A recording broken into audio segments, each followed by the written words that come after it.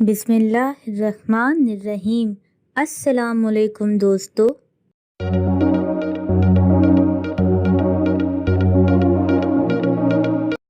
आज का सवाल ये है, वो किस चीज़ का नाम बताएं जो मर्दों में बढ़ती है लेकिन औरतों में नहीं बढ़ती।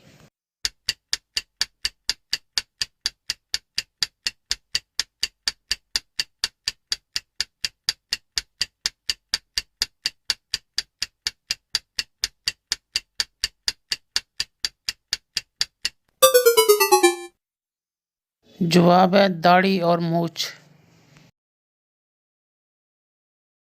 इस वीडियो को लाइक करें, हमारे चैनल को सब्सक्राइब करें और बेल आइकन जरूर प्रेस करें हमारी न्यू वीडियो सबसे पहले देखने के लिए।